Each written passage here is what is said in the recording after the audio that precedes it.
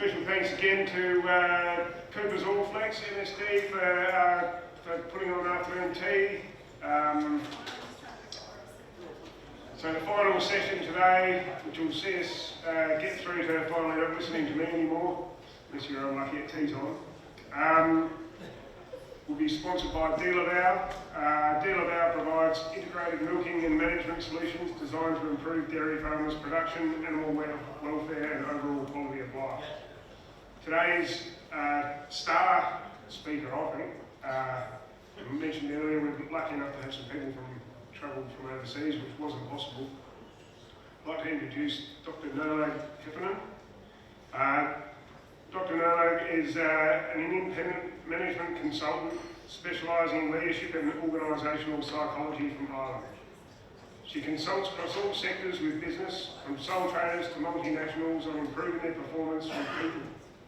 Dr. Nolo has developed a reputation for delivering through provoking, relevant and enjoyable workshops in the dairy industry, and frequently speaks at dairy conferences, symposia on podcasts.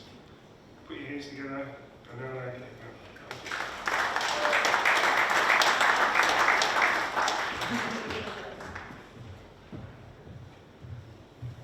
Thank you very much. Hopefully everybody can hear me. It's an absolute pleasure to be here this afternoon, and I cannot thank Dairy Australia enough, particularly Bernie Baxter, for giving me this opportunity to abandon my children and to get on a plane and leave the country. It's fantastic. So I'm really, really grateful for that. I should, of course, thank all the wonderful people I have met along the way. So I was very delighted to meet Melissa Hunter, who facilitated me yesterday in Mount Gambier doing a workshop. Alberta Badu-Yeboah this morning for facilitating time management workshop. And of course to Becca Burgess, who has been excellent at getting me here today and making sure that I'm on track in terms of what I'm doing. So in terms of what I'm speaking about today, there's quite a common one for me to be asked to speak about. I speak a lot about being an employer of choice. And what I'm going to do, I'm going to take a little bit of a page out of Karen Romano's book, and I'm going to give you 3 things to think about on each point that I discuss. So in terms of what I'm looking at, I'm going to quote people that I've heard speak today. I sincerely apologise if I mispronounce your name or if I misattribute the quote to you, but I'm hoping to make it as relevant as possible in terms of what we have done. The topic, building from within, I was really excited about the topic because there's always a tendency across all sectors, by the way, I work in all sectors, and in all sectors there is a challenge around people management. It is across all sectors. Of course, because your heads are down in working in the dairy sector, you think it's just you. You probably don't really care what's happening in other sectors, but what is really useful to know is that this is not an issue that's just hitting you, it's an issue that is hitting all sectors across the world, not just in Australia. And that's quite nice to know. So if there's an uncontrollable in the market, then all we can do is control ourselves. And that's what this idea of building from within is. If we want to bring employees into our business, if we want to sell the dairy industry as a really viable place to work, we need to be very mindful about the experience that any single person has when they come on farm. Every single person who passes through your business is a brand ambassador for your business. They sell a story about you, whether that's the vet, or the lorry driver collecting your milk, or the robot rep who comes in to see how you're getting on. They can tell stories about what your business is like in the next farm, in the next town, everywhere else. As you can't control what they say, all you can do is control the experience that they've had in your business. So that's where the building from within comes from. So as I go along, I just want you to reflect in terms of your own businesses. I put some stuff together, and you see the why I put that order that I put together at the end of the slideshow. So the first thing I want people to think about, so what I'm speaking about here is things that you should do or you should be. So what you should be as an employer or as a business, or what you should do as an employer. And first and foremost, you need to organize. So you need to be very good at business awareness. Okay, so you need to think about, why do I need somebody in my business? And it's really interesting to hear the panel discussion and how much time and effort was put into understanding how my robot will fit into my system. And I don't know anything about those businesses, but I would challenge most businesses in the room, did you put that time and effort into selecting an employee? Did you put that time and effort in even understanding how an employee can contribute to your business? unfortunately, in my experience, it sounds a little bit like this. I need a fella for a bit of work, maybe. That is not a great way to attract somebody into your business. It is not a way to give confidence to the market that you are a viable business worth working in. So it's very important that you have huge business awareness in terms of what you want somebody to do and contribute to your business. It's really important to plan, like loads of planning every single day. And that's understanding, what do I want my business to look like in X years' time? It's understanding how I'm going to bring that person into the business and what it will feel like to have that person in the business. Any single change to your business is going to make the business feel differently. And you've got to consider that and you've got to account for that. So planning could be down to using something like the discounted calendar, something that I deliver regularly on and that is available to you in terms of a webinar on the Dairy Australia website. It's things like the planning succession. How good was David Haynes this morning describing planning succession? How important that is. Hope is not a strategy. You can't just hope that it'll work. You can't hope to be a good employer. You have to work really hard in that aspect. Now, I appreciate that people are sitting in here thinking, really, I have to work at this as well. I've already worked at my system. I've already worked at my cows, and I have to work on this as well. Well, we'll come back to David Haynes' point about entitlement. You are not entitled to a good employee just because you have a good system or good cows. You have to earn that right. You have to put time and effort into it so that you are a good and viable place to be.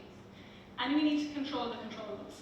It was such a pleasure to hear Andrew Cavill say this morning, what a wonderful sector we're in. What a wonderful industry we're in. Control the controllables. We can cry all day that our farm is in an isolated area. We cannot pick up that farm and move it somewhere else. We have to deal with what we have and make the most of it. So controlling the controllables, and I know we'll be hearing more about stress management later, controlling the controllables is taking what you have and building on it. Not raging against the machine because it's not ideal, but actually looking for the positives that already exist and building on top of that. Control the controllables. The next thing to think about really is about upskilling. So continuous improvement is better than delayed perfection. And that's the idea of don't wait till my system is perfect to take on an employee. The really frustrating thing about people is they don't always do exactly what you expect. So if you wait for your system to be perfect, and you put imperfect, and people are imperfect, by the way. I was in Melbourne during the week, and I was in the taxi, and they were talking about a radio show looking at stress management, where they were talking about imperfect people.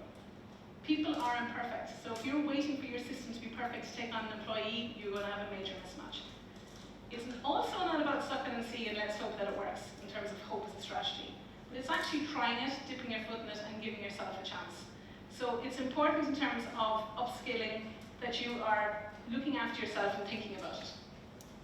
For perfection as well, it's about investing in the asset. So my single biggest differentiator between a good employer and a poor employer is how they view the staff. And this really comes down to sentiment, emotion, or feeling. How do you feel about a cost? Most people don't like a cost. Unless you're a very clever business entity and you turn around and say, well, a cost is an investment to make me go further. But the vast majority of people will say, I don't like a cost, I want to diminish a cost, I want to erode a cost, I don't feel good about it. If you ask a business how they feel about an asset, they feel good about the asset, they polish the asset, they want to invest in the asset. And if you are the type of business who is willing to sell that asset on for a higher value, you become hugely, hugely attractive as an employer, because you are allowing somebody to leave your business better than they entered it. Okay. So upskilling and investing in the asset is critical, and the asset here, of course, is the people asset. Progression sells, and I get this argument all the time about others, unless I'm a multi-unit system, I can't offer progression. That's a very hierarchical notion of progression. Progression is the acquisition of skill. There are so many skill sets required to be a farmer, and that's what you can offer to people when they come in your gate. There's so many, and there's many opportunities through Dairy SA, through Dairy Australia. What can we provide through your local TAFE institutes? What can we provide that allows this person to feel that they are acquiring a skill that makes them more developed as an individual? And don't forget that part of that progression and part of that investment, particularly the investment, is your time in that person. Taking the time and investing time and patience in that person so that they can become a better employee. And Critically include yourself. There's kind of this idea that, oh, I'm no good at this people stuff. Nobody here was born a dairy farmer. You became a dairy farmer. You developed it, you learned it, you worked at it. If you want to be a good employer, if you want to be a good manager, you have to work at that, and it is a learnable skill set. You may never have heard of anybody like me before. There are lots of me out there. Plenty and plenty of skill sets to help you to develop as a leader, as a manager, as an employer, so that you are better at this job. Why do most people fear the people management aspect? Because it's an unknown. We always fear an unknown. One of the best ways to reduce that fear is to educate yourself as to how to do it properly, so you feel less at sea in terms of developing and handling people. The respectful one here is it's just, for me, that's like the super glue of everything. Like if you said, right, just hang your hat on one specific thing, and I specialize in leadership, it will be respect every single day of the week, every single day. Because when we respect people, we understand that somebody isn't stupid just because they didn't understand me straight away. We understand that people get stressed. We understand that individual differences will make a big difference. So individual differences might look like somebody's learning capacity is different to yours. It doesn't mean that they're stupid or incompetent, it just means they process information differently to you. When you step back and understand that everybody's different and entitled to be so, you become a much more sympathetic individual. And sympathy is a great thing to have in the workplace, particularly when you're bringing somebody new in who's new to the industry and doesn't really know what's happening. Having a sympathy that this could be an overwhelming experience for them is going to make you far more likely to be patient and to take your time with that individual. After an absolutely outstanding talk this morning from David Hengis again in terms of generation, I often talk about generational fallacies in the sense that the current generation doesn't know how to work. They're flakes, the millennials, this, that, and the other. Every single person in this room, your parents said the exact same thing about you. Like literally said the same thing about you. What are we going to do? I despair for my son and daughter. How will we ever get them to do anything? So this goes on and on. But if we turn around and we use the concept of gratefulness as discussed this morning, our gratitude, well then we can build on the foundation that exists from the previous generation, and we can contribute in a really powerful way. So unfortunately, one of the most common phone calls I get in Ireland or England is, I need you to come and tell my dad exactly what he's doing wrong. And I'm thinking in my head, I know exactly who I want to tell what they're doing wrong, but I just very politely say, no thank you, I'm not interested in that type of work. So it's really about understanding, if we come from a place of gratitude, we are in a much stronger position to build on what's already existing and to make it better. I work across all sectors, and when you see a family business run well is exceptional. Like family business run badly is run a mile as quickly as you can. It's a toxic entity. But a family businesses run well are good, but family businesses run well, they are stellar. So it's really interesting to think about how you can do it properly. And what I would see with those families is that respect is key to all of their interactions. That means they listen to each other, they take time to understand each other, and they do not force their own agenda constantly on the previous or next generation. Part of that could be the simple use of language, us and we, rather than they and them. So language is powerful. The next thing to think about is belief. Okay, so to believe. So this is a famous one from Henry Ford, who we know was an extraordinary individual. Whether you think you can or you think you can't, you are right. You need to believe in what you're doing. Any doubt at all is really obvious to your employees. If you believe what you're doing, that is very, very attractive to other people. A strong sense of belief.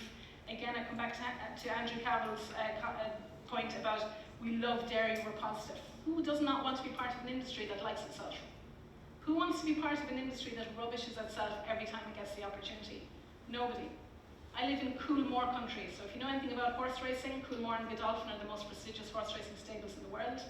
Where I live is Coolmore country. People would give their left arm and everything else just to wear a Coolmore coat. Just to have it, physically to wear, and they always wear it. Regardless of weather, they'll have their Coolmore coat on because it's got the name on the back of it. That's because success breeds success, and it is really attractive. The best brand ambassadors for the dairy industry are the farmers.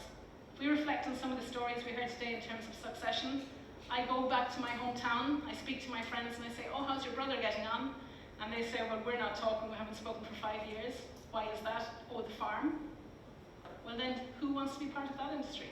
That from the outside looks like it is absolutely wrought with toxicity and negativity and all of the things that people do not want to be part of. So it's very important that when we're looking at the industry, that you back yourself in your business. I do a lot of time management workshops. It always disappoints me when I do the discounted calendar to have farmers in the same room, you know, oh, you take a lot of holidays. What are you taking all those holidays for? You're not a real farmer. So farmers punishing each other, disrespecting each other, rather than turning around and saying, wow, you're taking those holidays, that's fantastic, how can I do that too? And taking some of the perks from the business. So we really need to think about backing ourselves and backing the industry. It's important when you want to believe that you reflect on comparable scenarios. So if you're not reflecting on comparable scenarios, if we look at these big businesses, yes, it is overwhelming to think about people management.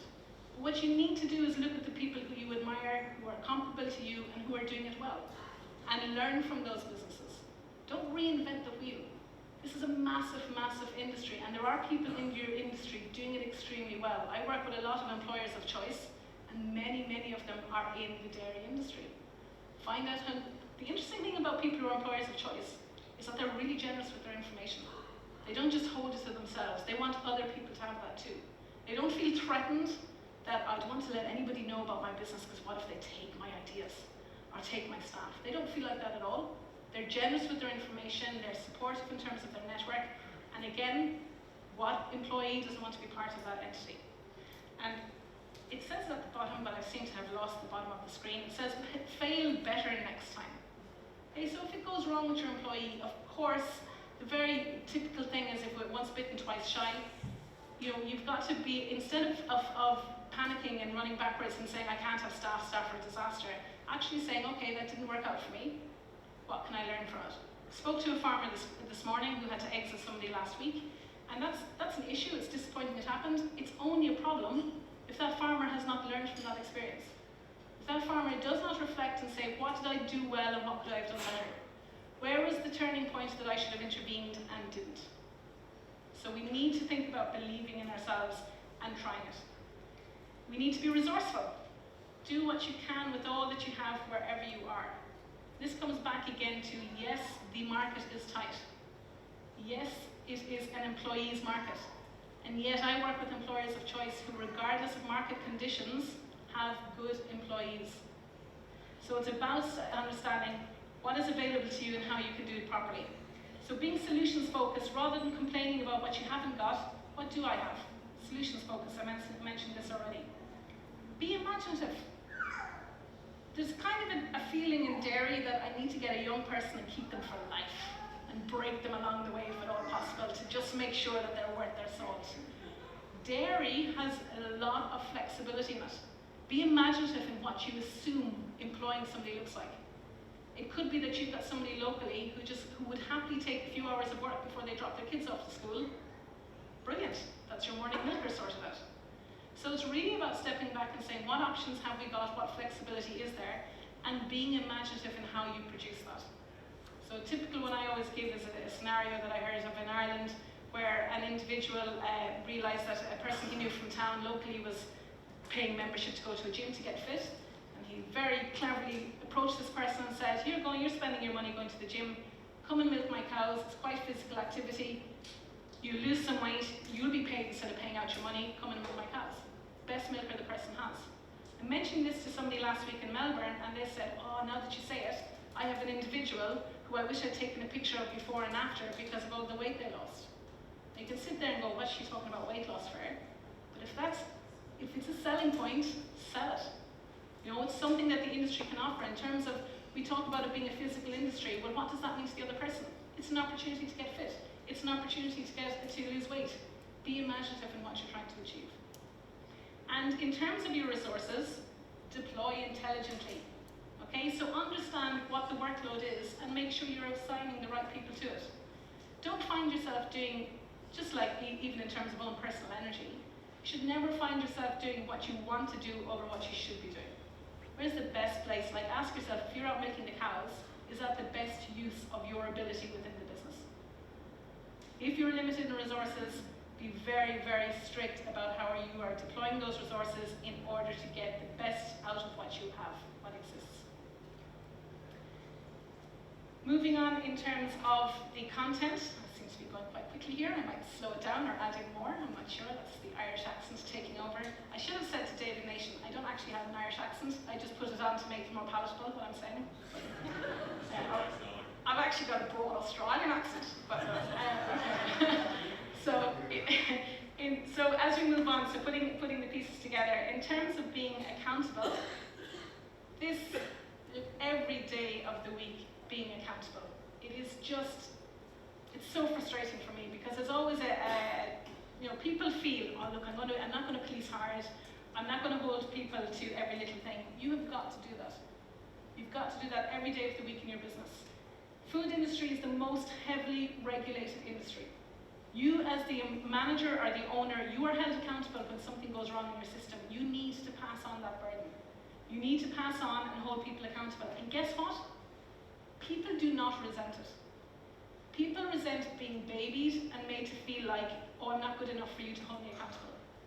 If you do this properly and you challenge somebody for poor behaviour, they will walk away with a bounce in their step and standing tall, not skulk away and complain about you. They are far more likely to skulk away and complain about what an ineffective business they work in if you let them away with things. So holding people accountable, interestingly, is an exercise in empowerment, not in control. The better you are at this, the much more attractive you become as an employer, because what happens? It means you do not carry people who shouldn't be there. You make sure that everybody is doing what they should do, and that shows equity and fairness. If I believe for a second I'm not being treated fairly, I will leave your business pretty quickly. And part of that is, I'm getting on with my work and doing all my work, and we're carrying somebody who shouldn't be here. So accountability is really, really important. I thought it was interesting when we heard earlier from Lachlan Jarrett speaking about the John Deere's, and he was talking about an autonomous machine that was still centrally controlled. So don't confuse like autonomy for delegation. You know, a lot of people confuse it for autonomy as allocation. They confuse delegation or autonomy as you go and do it. That's abdication. That's like getting rid of all your responsibility. What you should be doing is allocating responsibility and then checking to make sure it's there. So it's still a centrally watched system, but people are getting on with what they do. People cannot get on with what they're supposed to do if they don't know what they're doing. That is critical to all of this. If that machine doesn't know what to do in the field, it cannot do it. If your staff don't know what's expected of them, they cannot do it. And with that, you cannot punish them for doing something they didn't know they were supposed to do. So holding people accountable is a really, really critical aspect of your system, and it makes you a very attractive person to work for. So we are already exposed by compliance. How do we do it? Well, in terms of standards. Get your standards correct. Understand what is good behaviour, poor behaviour, and absolutely zero tolerance behaviour. Give people as much clarity as possible. And this is also for yourselves in terms of creating boundaries. If you're the type of business that feels you're getting nowhere, that you're having no free time, ask yourself, what is it about my boundaries that prevent me from having quality of life for my business? And some of those boundaries will be continuing to work late into the day when nobody else is. Some of those boundaries will be answering the phone regardless of what time of day it is. Some of those boundaries will really be not protecting your own personal time so that you are able to decompress and come back to the workplace a better person to facilitate the people around you. And constantly review. So in terms of accountability, you should be reviewing how performance went, and you should be thinking about what could I do better the next time. So all of that, I suppose that's the challenging one, the accountable one. The easiest way to describe it is the strip grazing wire for your cows. A cow will graze as much as she can towards the wire until there's sufficient reason not to. That is the same with people. It's not because people are naughty or difficult. It's because people want to know where they stand in relation to you. If you hold people accountable, your system is much smoother, and you can challenge poor behaviour without feeling badly about it. Network. So man is known by the company he keeps. This is about, if you want to build from within and to think about, understand who you're associating yourself with. Be part of positive networks. Be part of positive events so that you are seen to be part of positive events. My last point there is actually visibility. employers of choice are visibly seen. How good is that for the industry? If I can get away from my business, I am not a slave to my business. If I can get away from my business and promote my business, then people can be part of that and want to be part of that. Visibility is a huge one in terms of people knowing that you exist as a business. I was speaking to Kendra earlier from Dairy Australia in terms of marketing. And one of the challenges that I hear a lot is the industry saying, you know, we've got a bad reputation. Worse than a bad reputation is no reputation at all. You know, I've come yesterday with, I had the pleasure of being with Jen and Don Stolp in a car for 4.5 hours. I actually felt really sympathetic towards them because I thought that was a bit cruel to be in the car with me for 4.5 hours. But as they arrived at this morning's workshop, I realised they were gluttons for punishment and all my sympathy left. But along that journey, a 4.5-hour journey, how many viable agricultural businesses did I pass? Now I look because I'm a dairy farmer's daughter. If I know nothing about agriculture, how could I possibly have known that any of those businesses could potentially employ me and give me the experience of a lifetime? So visibility is about getting out there, promoting your business, being proud of your business, and wearing that badge of honour. Okay? Simple one there, actually, is just simple as branding. I think the best story I've ever heard, I was in the UK, and they had a particular farm had got particularly nice jackets and hats. And the lorry driver that collects their milk was like, oh, I love that kit, any chance? And the next day they gave him a free hat and a free jacket, and he wore it into every other farm he collected milk from. And every other farm went, ooh, nice kit, where did you get that? And do not think that the employees in the other farm weren't looking at that. Of course they were. Okay, so it's as simple as what we see. Visual is hugely is a great way to communicate. So brand ambassadors, absolutely critical. Every single person that comes through your business, you need to make sure they've had a really positive experience of your business. Word of mouth is still, to this day, the most powerful way to spread the word. Why? Because people who have similar values are friendly with each other. If I like working for your business, there's a high probability that my friends will like it there too. Because as friends, we have similarities. So word of mouth is really, really powerful. And working on that and getting your name out there is absolutely critical in terms of convincing people that it's a good idea to be in your business. And my final one here is deliver. So we need to think about not just tempting somebody into our business, but when they come into our business, we need to deliver what we promised. You can't offer milking to an employee and then they find they're in the tractor all the time when their passion is cows. You can't offer tractor driving to an employee and then put them in the parlour all the time when their passion is machinery. If you offer to the market, you must follow up on that offer so that your employee feels that they got what they wanted. It is very, very common to missell your business, maybe because you actually don't understand what you offer, or maybe because you're hoping, if I polish it up a little bit, it'll be more attractive. Be very mindful that delivering is critical.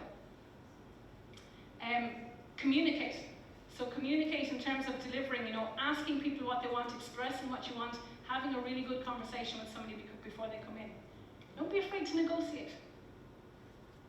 Never negotiate on the absolutes. So there'll be many things in your business that are absolute that cannot be negotiated on, for example, milk standard or animal health. But there are other things around that where you can get some leverage with your employee by negotiating. Maybe in terms of, you have to absolutely come on this particular day, but I can let you off early. Or because I got you in on this day, we can have a conversation about something else. So we can negotiate, but it should never be at the risk of the business.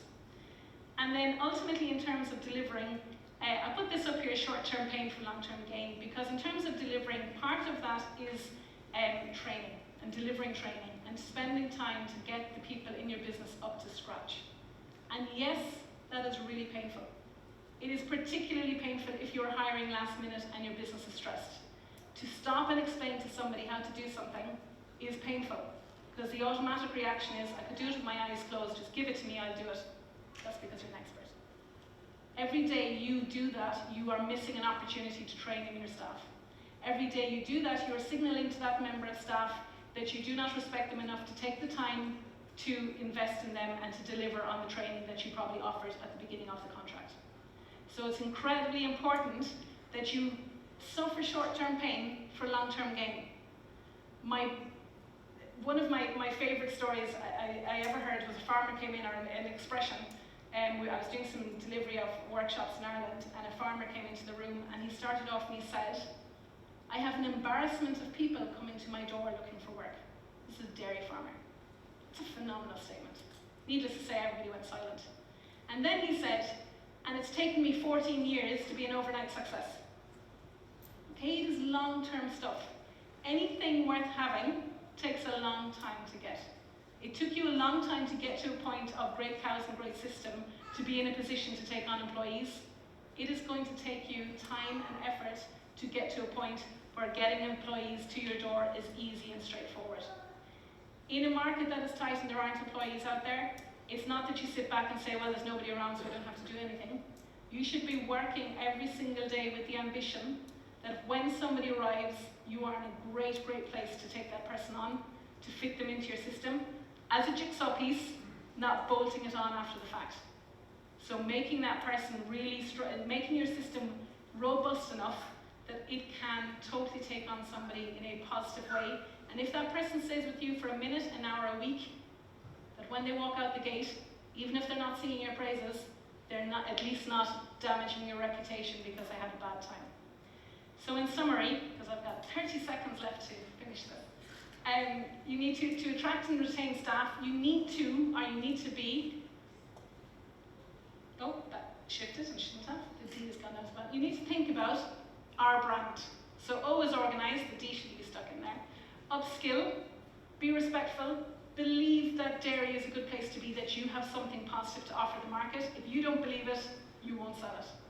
Be resourceful in terms of what you're doing. Be accountable.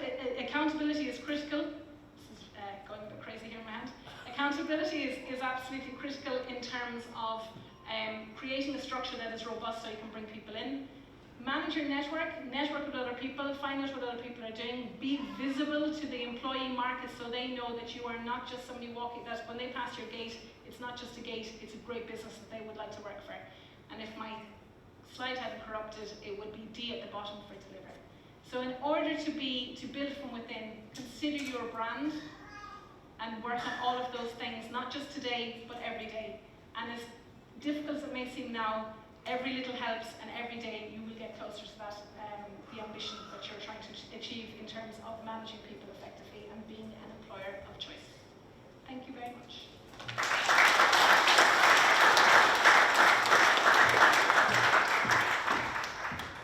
Thank you, Noah.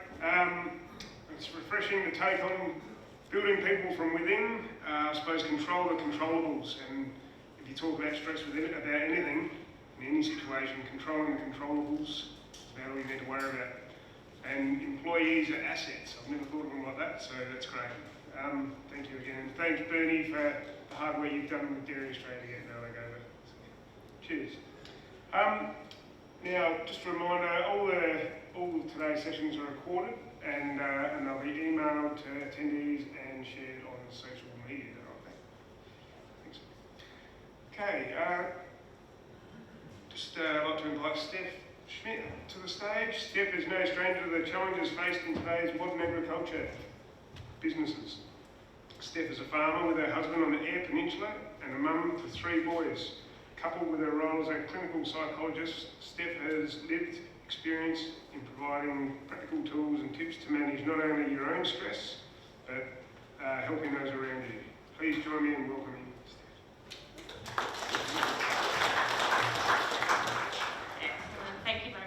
A little correction, I'm not all the way from the EP.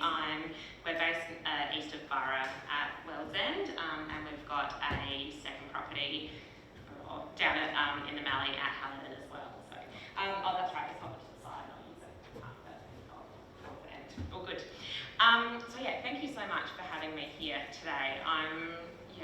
It's really great to be along to this conference. I only managed to get here kind of halfway through, but I was listening eagerly because one of our challenges on the farm is getting some employees, which is why I'm having to put a bit of my work on the side to keep on doing the farming.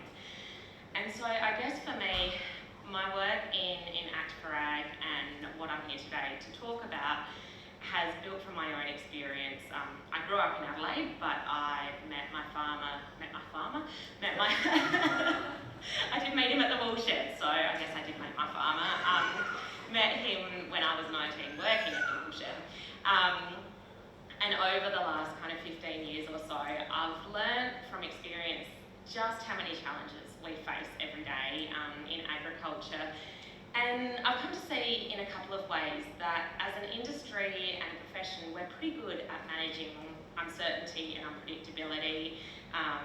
There's constantly challenges faced and put upon us. But we've got two ways of responding to this with flexibility, that we can either be flexible on the outside, so yeah, we change what we're doing based on the changing prices of fertiliser or the changing prices of diesel. But on the inside, we stay rigid and we stay really stuck on our thoughts of how this should be or the frustrations. And the difficult part is the more stressed we get, the more rigid we tend to become. And what we tend to know is that if something is rigid on the inside and being forced to kind of bend on the outside, like a rusty old piece of wire, eventually something snaps.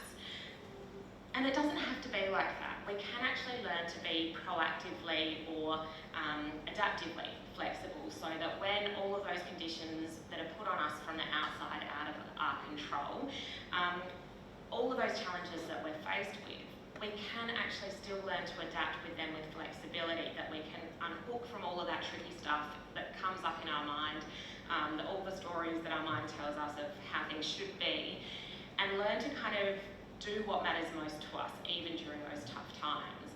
And so to me, that's kind of the core of my work, and it's all about building flexibility to show up during those tough times. And that's what I'll be kind of working through today. And so I guess a little bit about me.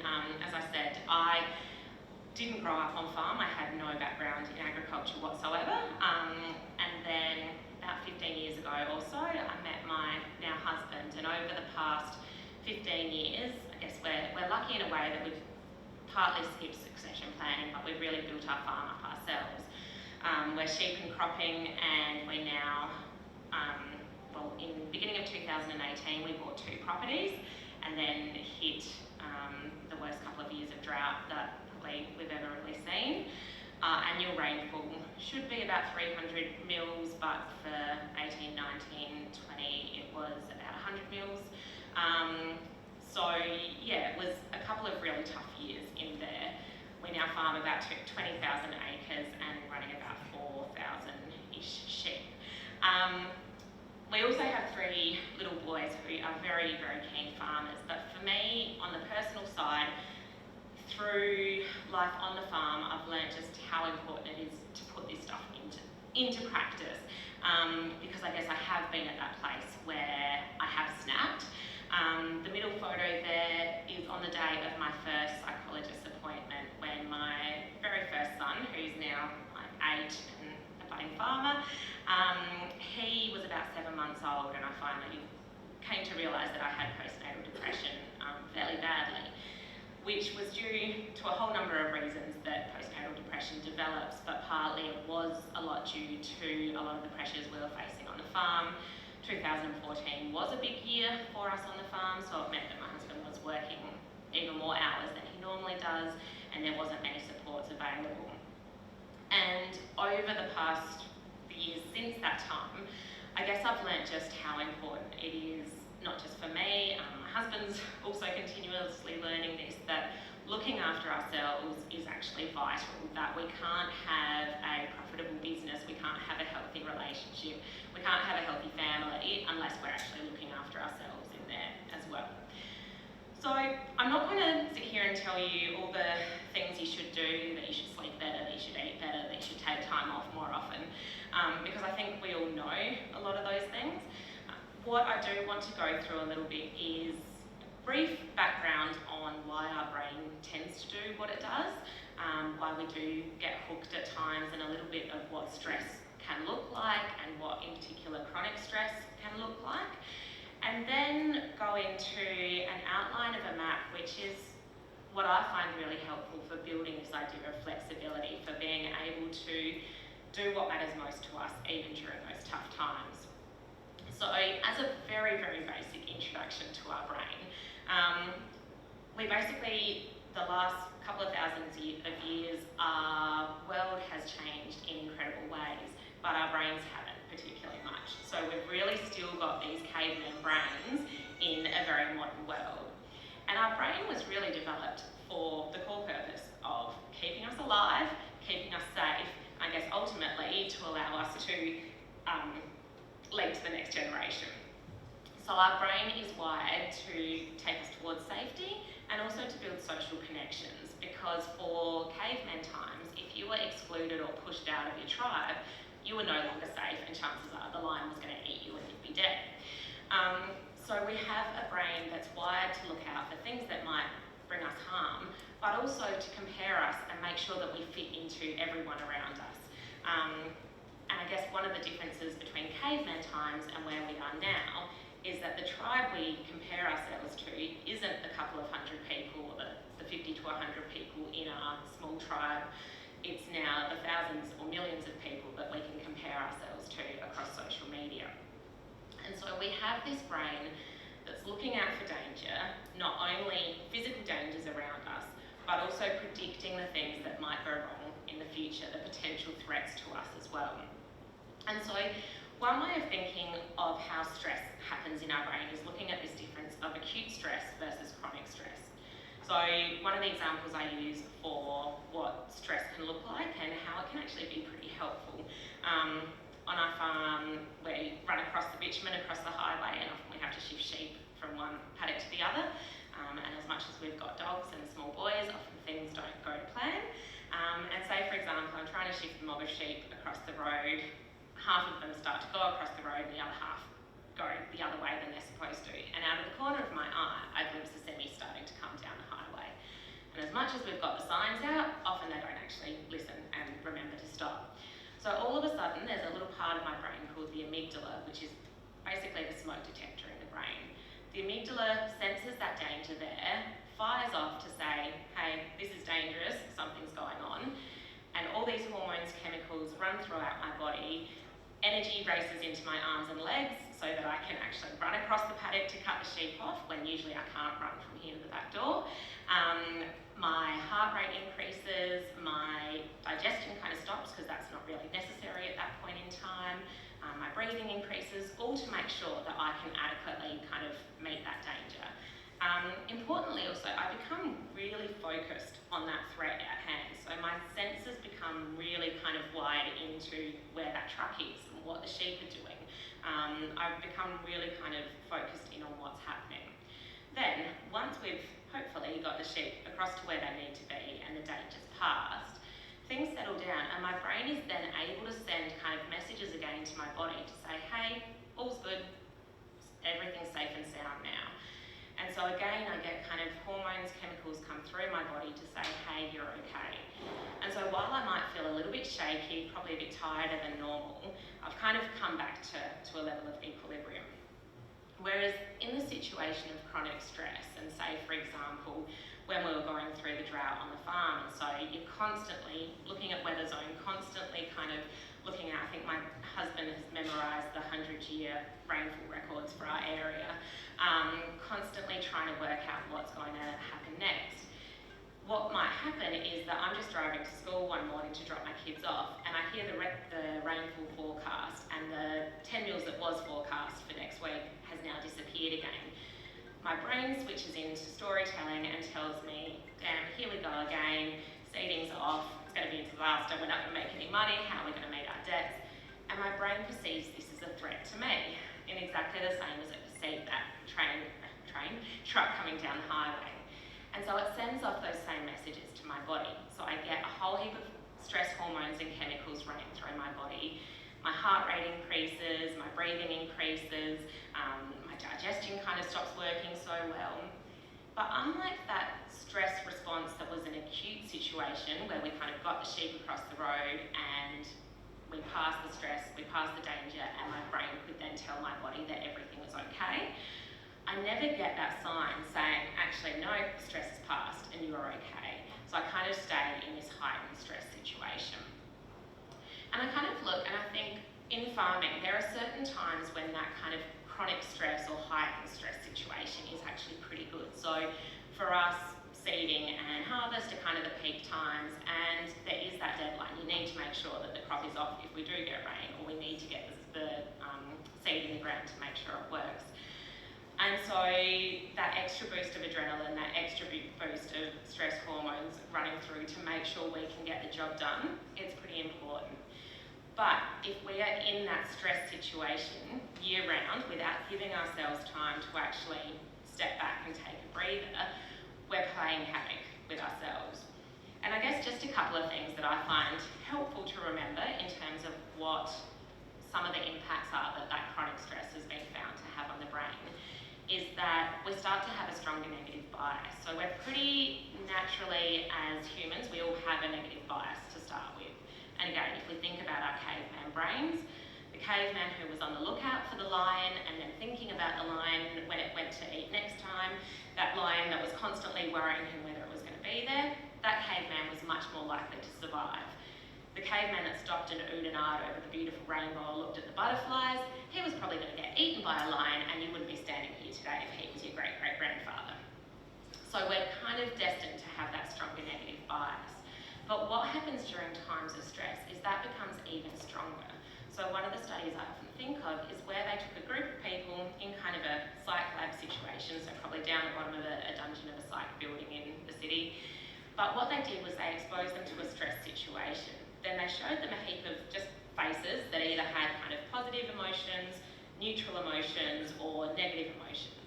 And the people that were stressed were more likely to judge or experience even just the neutral faces as being negative than people who weren't stressed. And so I kind of think of this every time at the end of the night when I've had a long day with the kids, or my husband's just worked 15 hours and exhausted, and he comes inside, we're both just stressed. Our faces may look negative, or they might just kind of look tired, but all of a sudden we find ourselves in an argument over something. No one really knows where it started, but it's because our brains has kind of judged each other as being a threat or negative, rather than actually just being able to take that step back and see that, okay, we're tired. A couple of the other things, again, we get that threat focus. We become really focused on what the potential challenges are. Interestingly as well, in really long-term chronic stress, it's been shown to actually shrink or damage the brain, particularly the parts of our brain that are important for decision-making, for learning, for memory, impulse control, basically kind of for being a well-functioning human being. And when we put ourselves in situations of chronic stress, all of that gets damaged. And so that's why it's absolutely vital that we look after ourselves and don't get into that chronic stress situation. So one thing, I guess, to remember is what those signs of stress are. And we've all got different signs of stress. And these are just a couple that kind of show up. Probably you're much more likely to know what your partner's signs of stress are than your own. But I think during times when you're not in that heightened stress situation, it's a really good time to kind of take that step back and reflect of, okay, what are your signs of stress? What are those kind of red flags that come up to say, hang on, I need to take a step back, I need to slow down. So yeah, that's a few of the signs there. Okay, so harvest last year, I finally got to reap my own bit of wheat. Got to get in the header instead of just towing the bins around. And in that time, got a bit of a reflection in that filling our own bin is a pretty good way of thinking of self-care. I think self-care gets a little bit of a bad rap that it's about candles and moonlight walks on the beach or massages every week. But I don't think that's what self-care needs to be. I think self-care is the reflection that we cannot do what we need to do if we don't fill our own bin. Coming into seeding now, we'd be stuffed if we hadn't put seed aside to actually sow this year's crop. And so that's been a really helpful reflection to me to go, actually, no, taking a few minutes out for myself isn't selfish. It's actually vital for me to keep doing the things that I need to do for me and for my family and our business as well. All right, so how can we actually put some of all of this into place? And to me, that's where psychological flexibility comes in.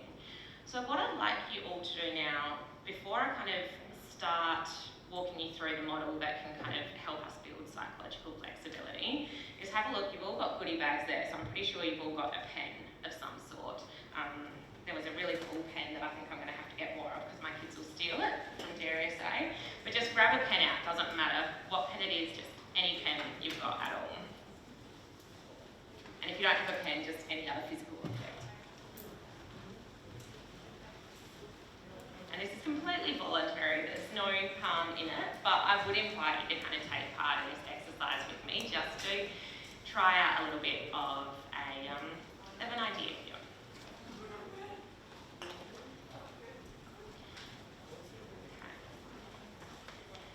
And so what we're going to do in this exercise is have a play around with these two modes of mind that we have, or these two ways that we have of experiencing the world. Because as humans, we have both our five senses, our external world that we have around us, but we've also got everything that goes on inside our head as well. So what I'd like you to do to start with is just take the pen or whatever you've got in front of you, and like you're a curious scientist or a toddler who's never noticed your pen before, I want you to just engage your five senses and really kind of observe the pen as if you've never seen it before. So just noticing what you see on it. Does it have writing on it? Does it have like 15 different colour ink on it? What size is it? What shape is it? Any bumps? Yeah, what does it sound like? Click it. Notice what it sounds like as you click it. Annoy all those people that are sensitive to that sound. Notice the feeling of it in your hand as well, like pass it between your hands. You can, depending on how familiar you are with this pen, notice what it smells like, but I'll leave it to your discretion whether you engage your sense of taste with it. That's not compulsory. But just noticing what it's like to kind of pay attention with that pen. And then even just kind of grabbing the pen, grabbing a piece of paper and writing something down. You know, no test on what you write, but just write something.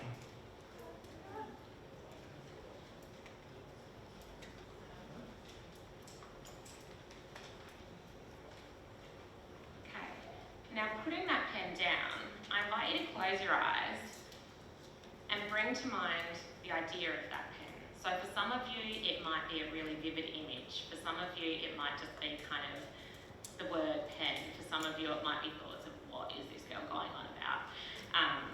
Whatever happens, just let your mind do what it does. And just see again if you can play around in your mind with that idea of your pen. Notice any differences between kind of that pen in your mind to the pen that you have in your physical world. Notice if you can write anything down with that pen in your mind.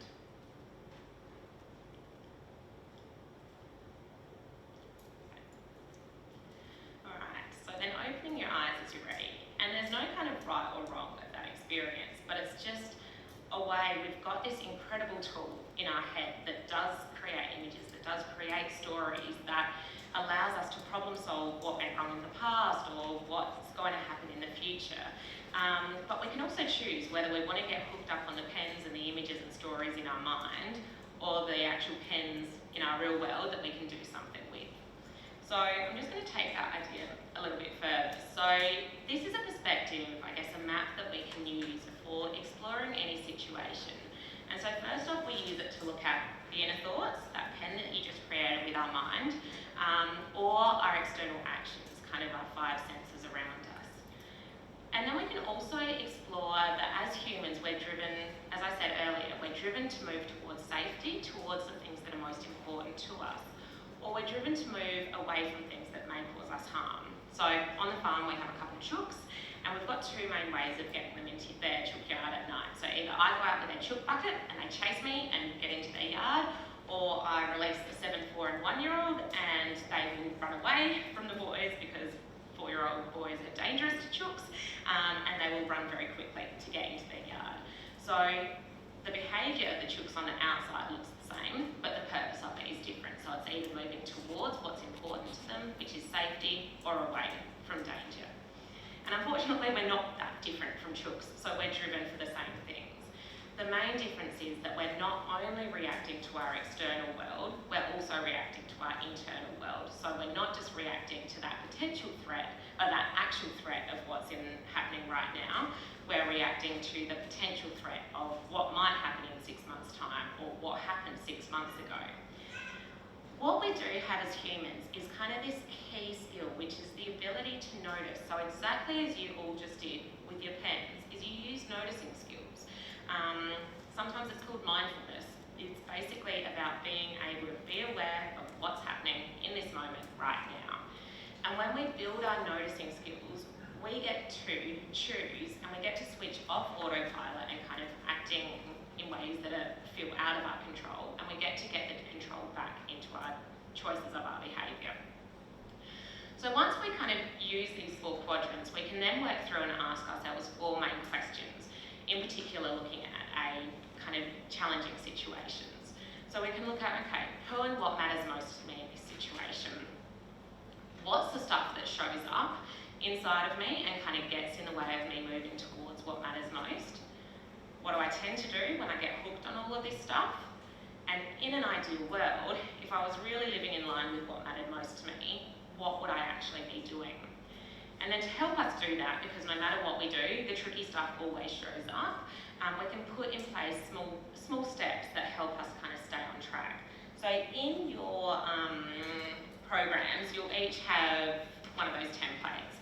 So what I'm going to do, because this makes a lot more sense of kind of working through an example, I'm going to show you my own example on the PowerPoint. But if you pull out your templates and that pen that you had before, and while I'm working through it, just jot down a couple of things that kind of come up for you. You can think of it in life in general, or thinking about it in terms of a particularly challenging situation that might be coming up at the moment.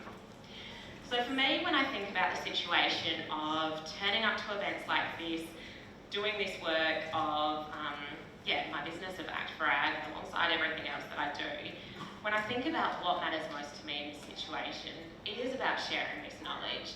I'm passionate and I want to build resilient farmers because I think agriculture is an amazing industry and I want to see it continue. But it's also personal for me, so it's about kind of my family and showing up for my kids and having a healthy relationship with my husband. And so then I think about, okay, well, what matters most to me and how do I actually want to show up in these situations? And so it's about being authentic, sometimes like to have a bit of fun along the way, and being engaged in whatever I'm doing. So, yeah, I'm just thinking about time. What I'll do is work through this and at the same time, just take a couple of moments to reflect on a situation for you or think about in general who and what matters most to you, and just pop it down in that top corner there. It might be things like family. It might be things like having a successful business. Thinking about why you are a dairy farmer, why you want to have a profitable business. Who and what really matters most to you. And then thinking about how you want to show up. How is it important to you to be in those relationships?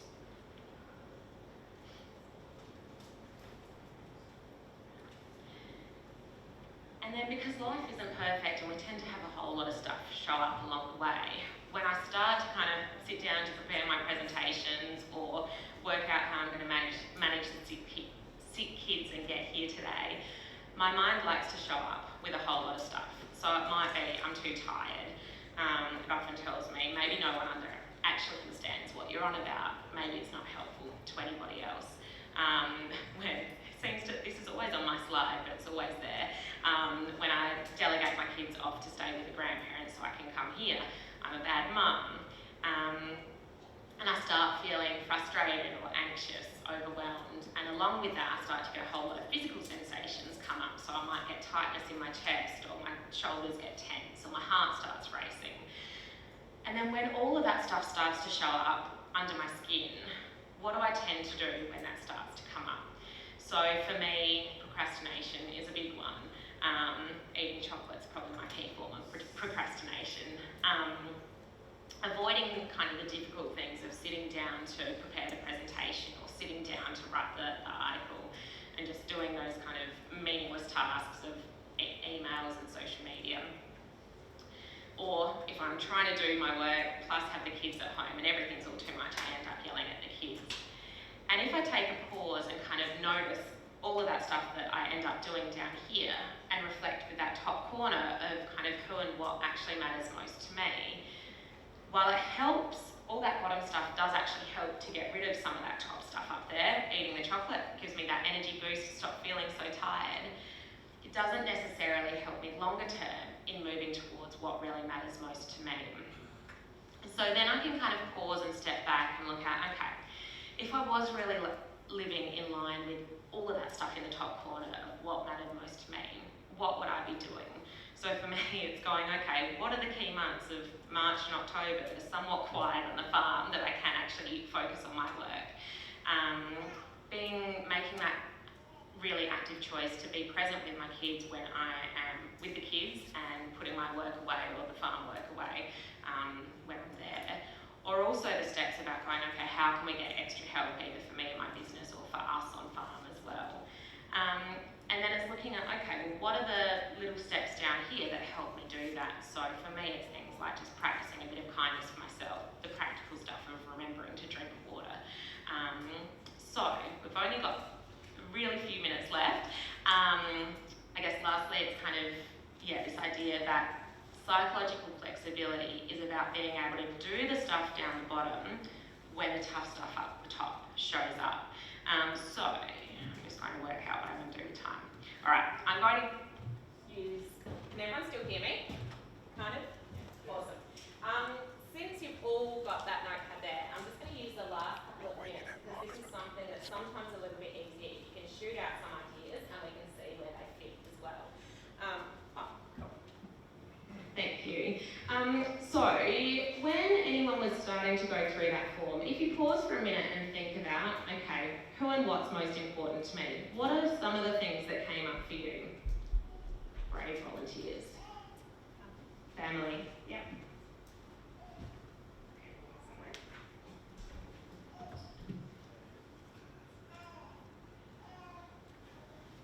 Yeah.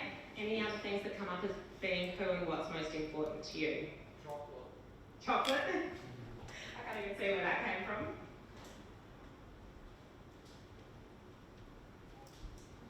Yeah. Hot shower at the end of the day. Having a hot shower at the end of the day, yeah.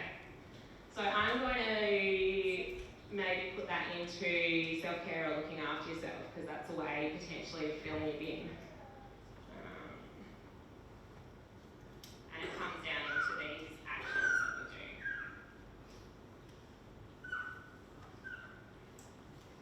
And if we think of this idea of looking after ourselves or being there for your family, or even in terms of running a successful farm, what's some of the stuff that shows up along the way? What's some of the stuff that your mind loves to tell you when you're lying there trying to go to sleep at night? What are some of the things that kind of come up under your skin that people don't necessarily see on the outside? Quality? Yeah, so like quality result. You need you need to get a quality result. Yeah.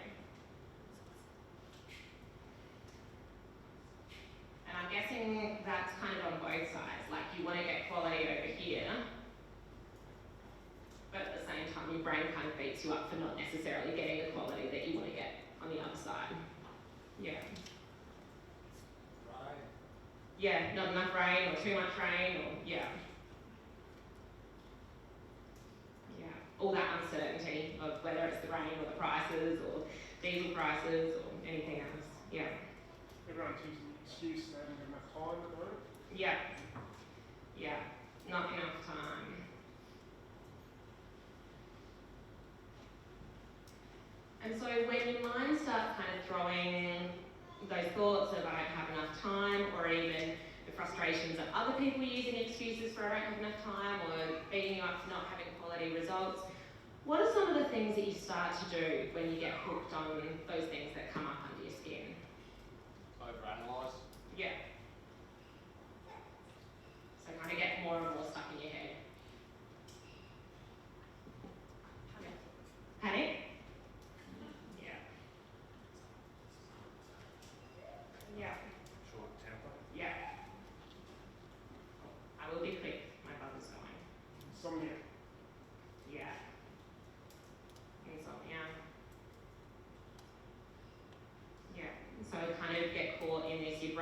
over and over. Your fuse gets shorter and shorter. You're lying there trying to go to sleep and you can't go to sleep. And often what tends to happen is these kind of start to build back into each other and you kind of get caught in this vicious cycle over here. So if you could kind of start to be more flexible, and even with all of this stuff showing up the top here, if you're kind of holding on to those things that are important to you, of kind of working towards quality, being there for family, taking care of yourself along the way, what would some of these things down the bottom here, what would some of the things be that you would ideally be choosing to do? So yeah, taking a hot shower at the end of the day. In the last 6 months, I've turned the media. I'm not watching the news anymore because Yeah. it just got under my skin. And Yeah. especially with city to country divide. Yeah, turning off the media, yeah. Awesome.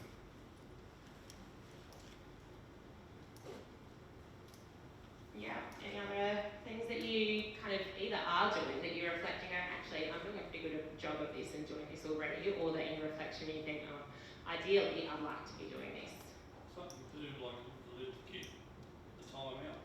Yeah, actually just take the time Basically, out. like, just time out Yeah, and do nothing. Yeah. Or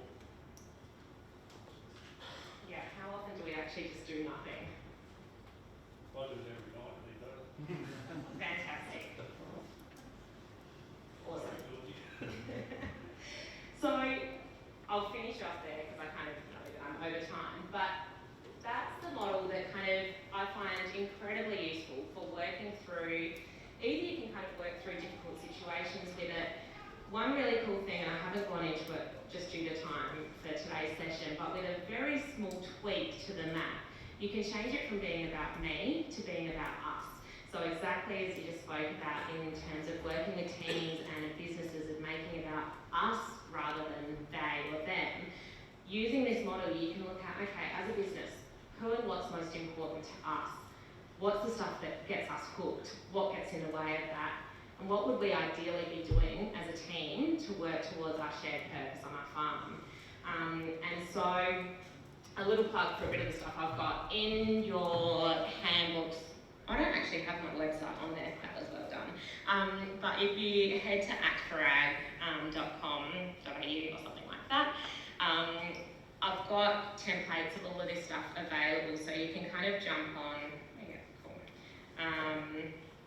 Or you can scan that URL if you're super keen. But I've got some of these resources available online so that you can kind of jump on and start using this, because I guess what I recommend really is just finding a way, to put this into practice and just find a way to start tweaking it to make it work for you. And just do little bits. It might be that you go, right, I'm going to experiment and try out using this map for the next month and do it once a week, or do it once a day for a week and see what happens. And the beauty of the map and the way our brain works is the more you do something, the more likely it's going to show up when you need it. So when the proverbial hits the fan and things start to go wrong, instead of jumping firstly into that kind of worst case scenario thinking, practicing using this map means the first question you'll start to ask yourself is, who and what matters most to me right now?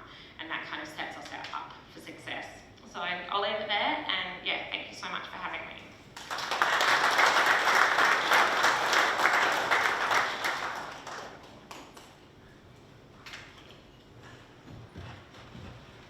Thank you, Steph. I wish I knew that when I was struggling with sleep last night, worrying about today.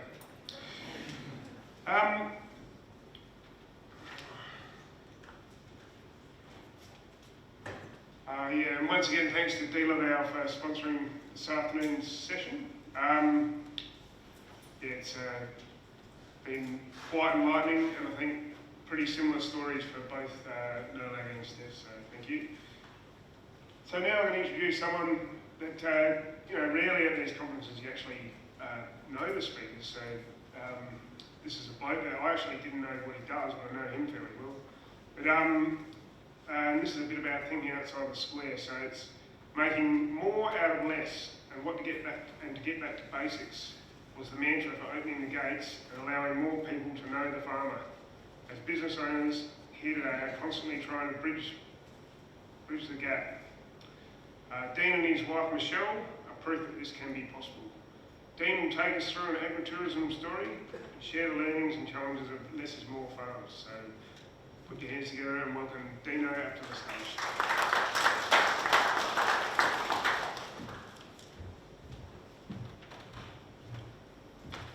Yeah, thanks, Perrin. Thanks for having me, and yeah, thanks to Beck for inviting me and giving me the graveyard shift. I've been to enough farmers' conferences to know that you can all see the finish line and smell the beer, so we'll see how we go. My daughter Chloe's put together a few photos, so there's no click because apparently I'm not smart enough to click the button and speak at the same time. So as I run through a bit of what we try and do tourism-wise, take a look at the photos and you'll see what we're actually working with, so you can compare with what you've got and whether you think it's a goer. Seems a little bit of an offbeat topic to some farmers here, I would have thought, whether they're actually into tourism. I guess for me it's a bit of keep your enemies closer, getting the public back. We all had family and friends that lived in the city and would come and visit 20 or 30 years ago, and it's not really like that now. So some people are probably going to be dead against having anyone come onto their farm, but that's the way it is. So yeah, good to follow on from Steph too. Yeah, wish I'd had some of that stuff sort of 20 years ago. I guess, yeah, I would have thought I was talking about world domination up here when I was 20 and left school and knew everything, and after 30 years of farming life, it's like, yeah, I would have thought I was speaking at a Beyond Blue thing with what I've experienced and helped some mates through and things like that. So never underestimate what you can do for someone having a couple of beers and listening to them. So that's pretty much shaped where my life's gone, I suppose, so far. So yeah, I grew up on a family farm at Mallinong. We were mostly merino sheep, and yeah, when I left school, sheep we were getting $1.50 to shoot them. So we went continuous cropping, and yeah, that was sort of pretty tough going for a while, I guess. So we always looking to change, and you try and do what floats your boat mentally and things like that. So we were a little bit more organic and biodynamic for a while, but I guess it really came down to wanting to be ownership of your own marketing and things like that. So I always thought, yeah, no one who seems to care when you're stuck under the air seeder in the mud at 2 o'clock in the morning in the dark. You're just a price taker, as we all know. Yeah, you buy retail, sell wholesale, and pay the freight both ways. So it was at that point we decided that was enough of that, and I just needed out, and I'd lived on the end of a 14k dead-end road. So yeah, Tasmania looked good at one point because it was green, and we ended up seeing that in all its glory. It looks a little bit browner than that right up today, but we ended up at Maiponga Beach. So no plan, just suck it and see. So I actually still do a little bit of work off farm at the moment. So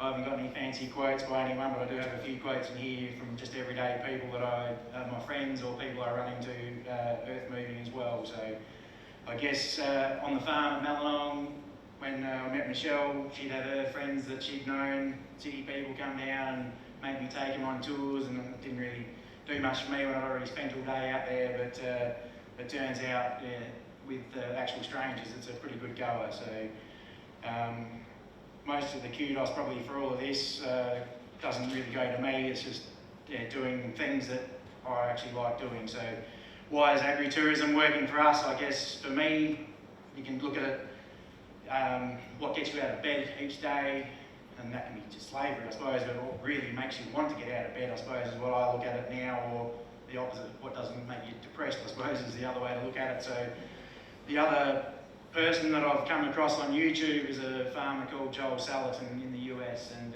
yeah, he's pretty frugal. Lives on the smell of an oily rag, I suppose, but he's got 600 acres. His whole farm is his whole family. Now it's his grandkids as well, and it's a full farm. It's not just a monoculture. They grow anything and market it and ship it. They do everything. Yeah, so I sort of see our family a little bit similar. I don't mind doing the talking. Michelle is good at the red tape. She may not like it. Chloe's the whiz, 20 years old with the social media, and James, our son, he comes and goes a little bit, but he's the sheep man, and probably not so much interested in the public, but at some point that may change. So what we try and do uses the talents of everyone in our family, so hopefully they can be involved. There's no obligation for the kids to be involved, but at least there'll be something that they can do. So I guess, yeah, one day I was driving around and I'm working for someone else, and yeah, this dairy farmer, he's a good old bloke, a bit like Dad, just calls it as it is, likes his cricket, and he just goes to me, "You're the man that can do anything," as if I drove the excavator off the front of the trailer, over the gap and into the back of the tip truck. I thought, oh, well, if I can do anything, what the bloody hell am I doing this job for someone else for? And that's pretty much that's what Joel Salatin says. What's the worst thing that can happen? So if it doesn't work, just go back and I could get a job tomorrow again doing something. So just roll the dice. So that's we'll make it happen. It'll be, like I said earlier, it might take 3 or 5 years to be an overnight sensation, but every time I can have a bad morning, people roll up and you go for a walk and have a chat and you go, how good's today? So that makes it the right job for me. So another thing another bloke said, he was an ex-dairy farmer. You and Michelle bring people together, and that was in reference to when I was president of the football club at Myponga, I guess. So you're thinking, well, that's the same principle that we can apply to our business as well. So, and one of Michelle's lifelong friends, her saying to me once was, F farming, go for the tourism side. Like, in other words, look what farming's done to you, and yeah, you should take a different track. So it's taken me 5 or 6 years, but here we are having a go. So we're not fully there, but even things that have happened in the last week make you feel like, yeah, it's going to work. So I guess well, Jane's not so much involved at the moment, but between Michelle, Chloe and I, it's probably what shines for us is the level and quality of experience that we can offer to people, I suppose. Everyone loves their river cottages and things like that, but yeah, when you're actually a farmer and know what you're talking about, people just want a nice day out and a good story, and if it's factual, even better. So, and I guess to make all this happen with us, and whatever, it's the same with just if you're not just a dairy farmer, but if you're farming, dairy farming, whatever, it's your network of friends, I suppose, has been what's worked for us in our area around Myponga. Probably tourism is happening a little bit more self-marketing, things like that. So yeah, hang out with the people that have got similar interests, that are trying to process their own things has been brilliant for us. You have your good days, they have their bad, and you can pat each other on the back. And when you're still working a second job, and yeah, a friend of ours trying to make cheese at 2 o'clock in the morning, then got to tootle off at 7 to a city job, and you're going, yeah, you'll get there. You pump their tyres up and keep them going because you know they've done that for you previously. So I guess with the tourism side, the challenges so far, I guess the number one before you get too into it is getting acceptance before you start. So that's probably your neighbours, the council. There is red tape. Like our council at Yankalua has been very, very good, but they won't let you cut any corners, but they'll make it fairly accessible. If you're upfront and say what you want and what you're trying to achieve, especially since we've recently got a liquor licence as well. A liquor licence is just a new animal to deal with, and a list of questions, you just fire that off to the lady at the council, and she came back and answered all the questions and job done. So yeah, you make sure you've got everyone in your corner batting for you. Tourism, SA Tourism, yeah, we've had Lisa Pearson at the council, oh, we'll do this and we'll get Adelaide and we'll do another year and then we'll get you South Aussie with Cozzy, and it was like it was her business, she was that excited about it, and I'm going, well, you can't put a price on that. So yeah, we'll just keep gunning. Like I just said, yeah, 3 to 5 years, 3 years has gone just like that, and the fun hasn't worn off, and every day it gets bigger and better. So that leads sort of into your marketing strategy. Online can be used. You can have someone, influencer, come and stay at your place with 30,000 followers, and you think, geez, we made now, and it doesn't make any difference. So online is obviously important. You got to just attack it from all angles. The situation of our property is we don't own the land right to the bitumen frontage. It's an unmade public road, so there's about 3 departments to deal with to try and get more signage. We go with a simple A-frame sign that people driving past can see. With the tours, a lot of our referrals is still word of mouth. Oh yeah, such and such did the tour, said it was really good. So your eggs aren't in one basket with the marketing, but it's always a challenge. You think, yeah, someone comes along who's really popular online, that doesn't guarantee anything. You can advertise with RAA with 1 million followers, and that doesn't mean you're going to get bookings either. So I'll get onto the one that's really been a real shot in the last 7 days in the success bit. But other challenges, which you all would love as farmers is insurance, and the minute you've got random people on your farm, the insurance man likes your wallet even more than ever. So, but you're leaving yourself wide open if you're not covered. So you all know that, but that's a major consideration. The challenges in our area, I guess, is what are you trying to sell and who are you up against? And I guess when we have a day out, you generally go to a winery and the grass is as green as blazes and it's really, really nice and fancy stone walls. There's an endless budget, it seems. So that's what you try and model yourself on. In the end, I guess you're a working farm, but that doesn't mean people want to roll up and see all your broken machinery everywhere, or I've done enough earth moving to seen enough dead calves and stuff when I've been to no one that I can see here, but that's the last thing you want is a city burst to roll up and there be something dead lying around. So pretty much, you need to have a look around before anyone's rolling up and make sure it's all ready to go, because bad publicity travels fast, as you know, so you've got to be on top of it. And down the track, I think was spoken about earlier too with staff. I think that's going to be a problem for us. The reason that it sort of works is because of our enthusiasm, and it's our product and our place, and the pride you take in that, and how are you going to hire someone that's going to love it as much as what you do and portray that. Like, you've all been to fancy restaurants that you can go on one day and it's A grade, and if you get someone on a bad day, then the experience isn't the same. So I guess, heading down the track, that will be an issue as I see. The successes, well, I guess this comes back to the networking. We've run a few pop-up shop days where people can come and have a wine and buy some of our platters and enjoy the stuff that I like doing, cooking and all of that. So these people came along. Oh, we live just down, only like 15 minutes away.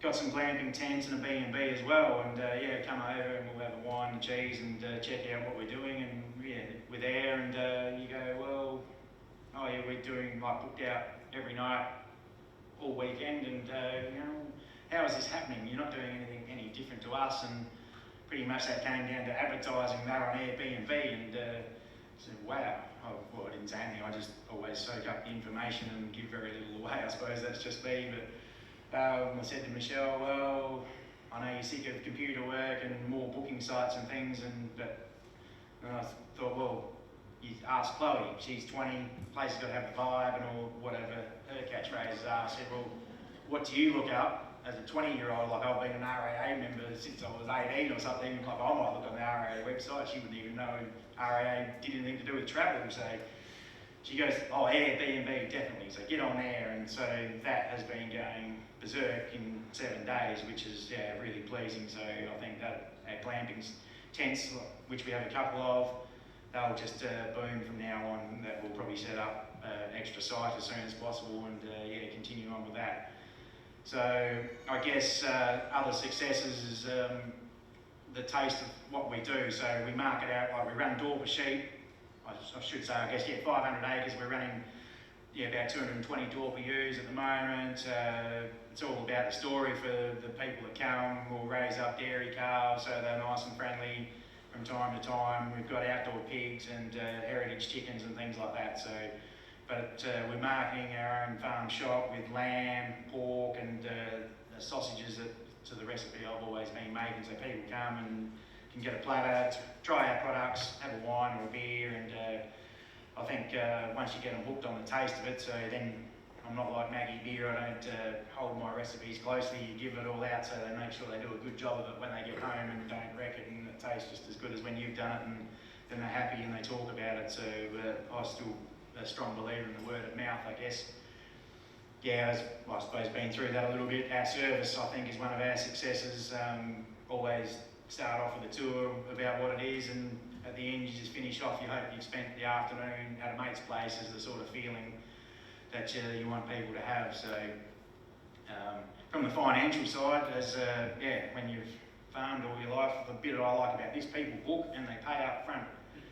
And you know where you are, you can provide the exact amount of food, there's very little wastage, and you know, you're going to get paid. And that's really comforting sometimes, because and when you're juggling finances, especially now the zeros are getting more and more in farming on a big scale. It's a lot of stress you don't need. And I guess for me, the major success is wake up and you feel hopeful about your day, not hopeless, because there's a lot of times where you go through the motions, broad acre farming, and you just go, well, do I really need this? So it's just nice to do something that really gets you up and about as a person.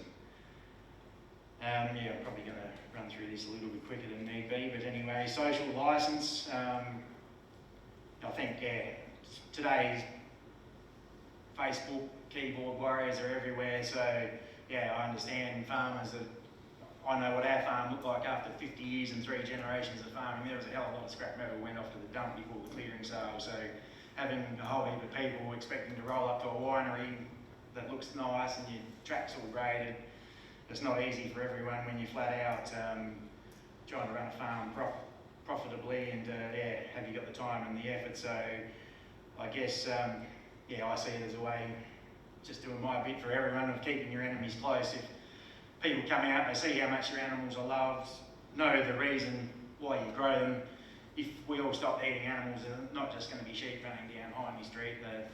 That's not how it works. And just a little bit of education, I guess, for the people that don't have relatives or friends that are on farms these days. And all industries and types of farms probably need that.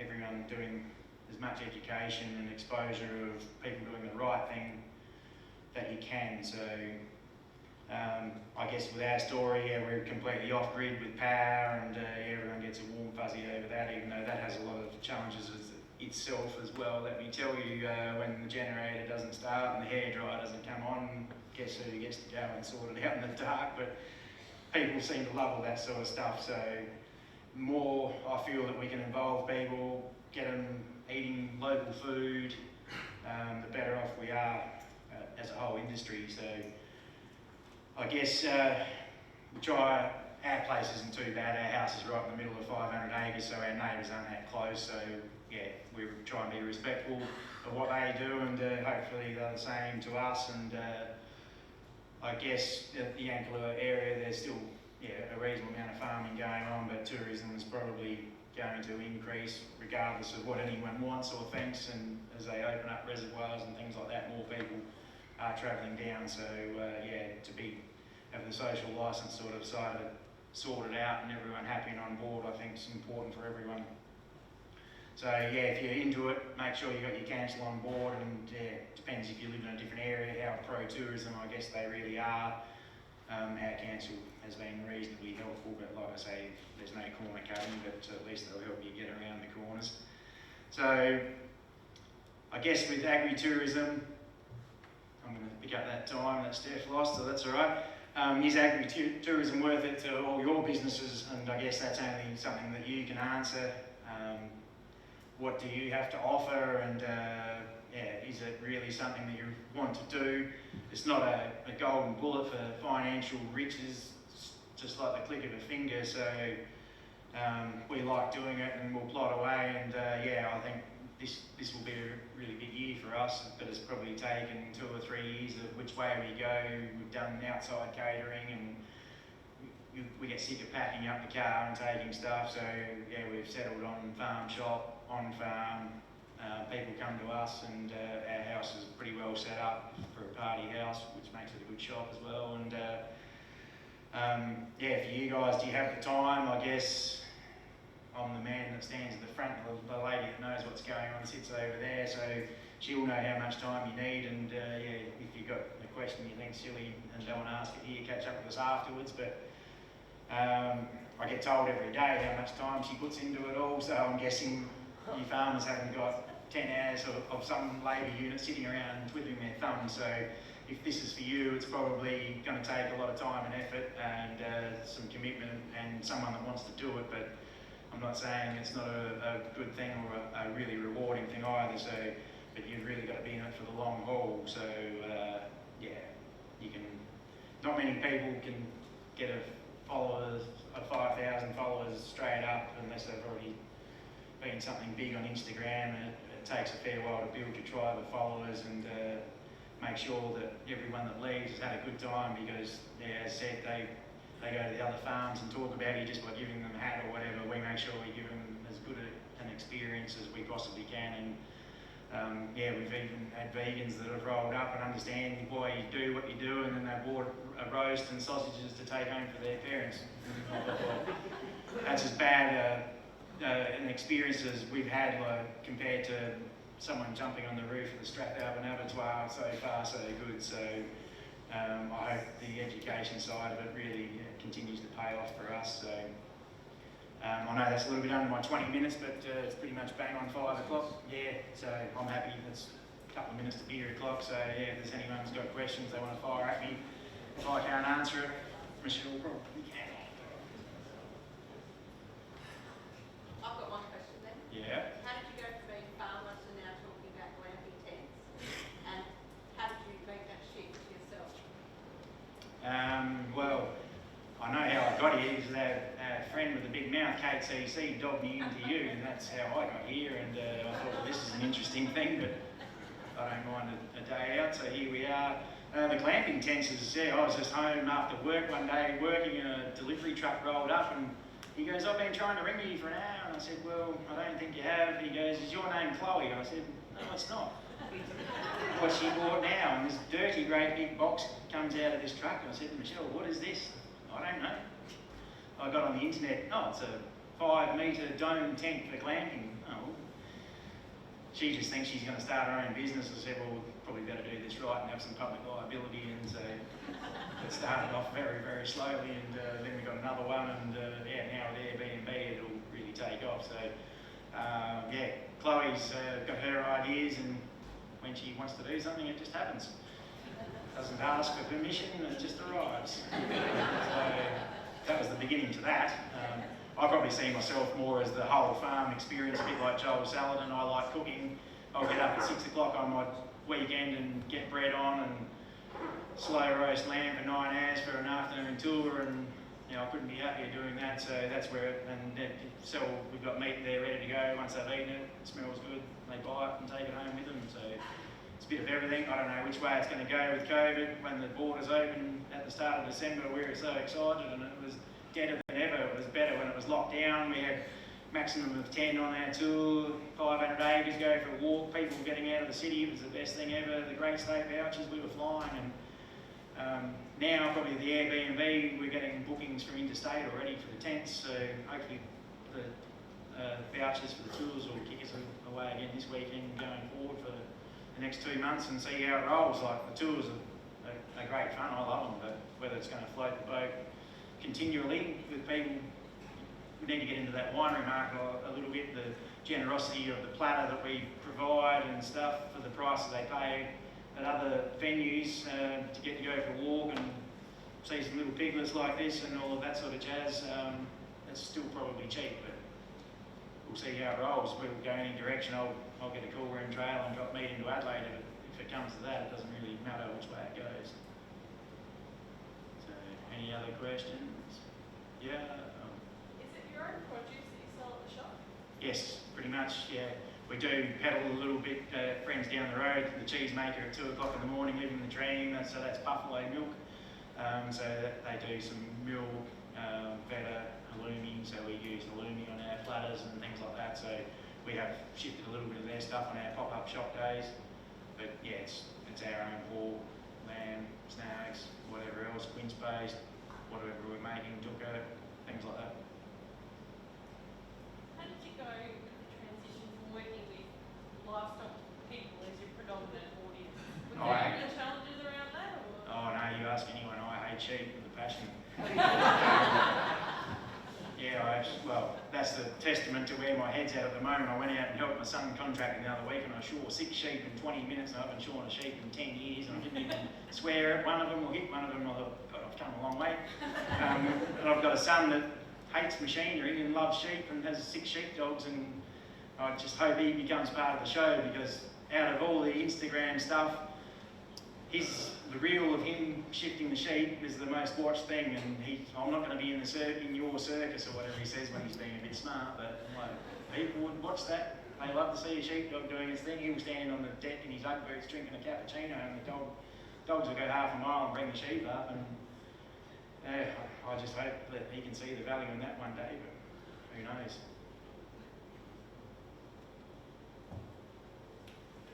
Easy. Must have covered off on all the points Beck got me to speak about, so that's good. If anyone wants to catch up with me after, or Michelle, she'll know what's really going on. I'm only talk the rubbish, so thank you for listening, and hopefully I got you through without falling asleep.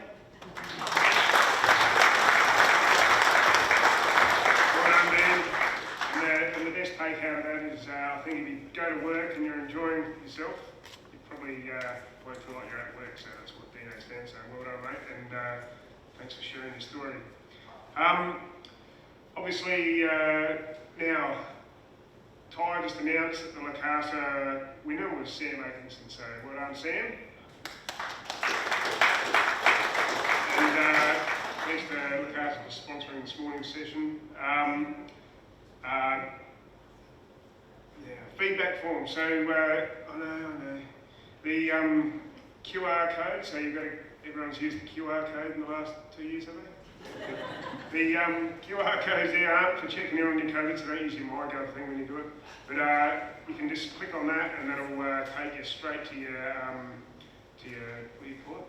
Feedback form. And obviously, we need to put all the good stuff that you want at the next one. And I was thinking, animal psychology or something. It's just a thing I was thinking about the other day. And I don't know if anyone's seen that video, how the cow goes to the toilet in the yard. It's like this animal psychologist has trained this cow to go into a shit in the right spot.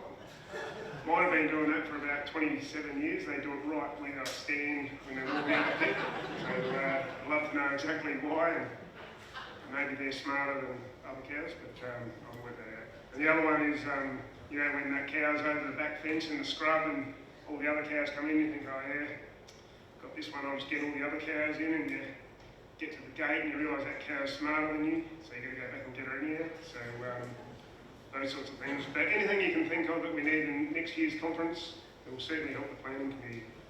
Now it's time of the day when we announce the Lucky Door Prize. So, and special thanks to Best in Global Food Company for sponsoring the whole day and have donated the door prize. And this year's winner is Paul Venturin. So, well done, Paul. We've got Scotty, I've seen him up the back. And a very big thank you to all of our sponsors this year. Without them, today's 2022 Dairy SA Central Conference wouldn't have been made possible. So thank you very much to all of our sponsors up here. Now, as Dino said, we're off to the relaxing part of the day, and the charge has been on for me since about 9 o'clock. But we're going to head to the Bridgeport Hotel, so self-drive over to it's just in town, it's about 8 k's I think from my maths. 5:30 to be the Gather and Graze inside the new Bridgeport Hotel. And the refreshments will be thanks to Soul Energy, who stands just behind everyone at the back here. Soul Energy, through an innovative and engineering approach, Soul Energy engages with dairy farmers to provide practical solutions and invaluable advice to achieve real energy savings. Soul Energy, much more than just a solar company. They're certified energy managers that understand the dairy industry. The guys at Soul Energy and also the sponsors of the Gather and Graze. So thank you, Soul Energy. That's me for the night. Oh, hang on.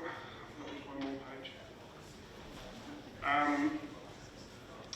So when you get there, they'll be at the Gather and Graze tonight too, so you can discuss all your power requirements with them there. Also, you can discuss today's events with the members of the organising committee and the Dairy SA board. They'll be there, and then if you book for dinner, that's been kindly sponsored by G&J Eats and Deutz Farl, that beautiful warrior that they're dropping around. G&J Eats is a 4th generation family-owned agricultural dealership which caters for all aspects of agriculture with sales, parts and service backup. So we'll all head over there and enjoy a meal with the support of G&J East from 7 o'clock tonight. But thank you everyone, and special mention to Beck, who does all of the groundwork for these shows, and of course the team at Dairy SA. So if you wouldn't mind finishing the day with a little bit of applause for Beck.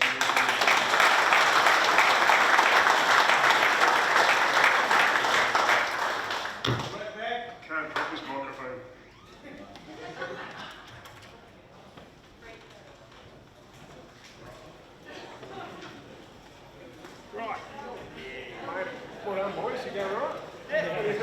I've seen, I'll follow you on mates with Dave. Met him, goes on? Yeah. Met him on a tour at Tasmania.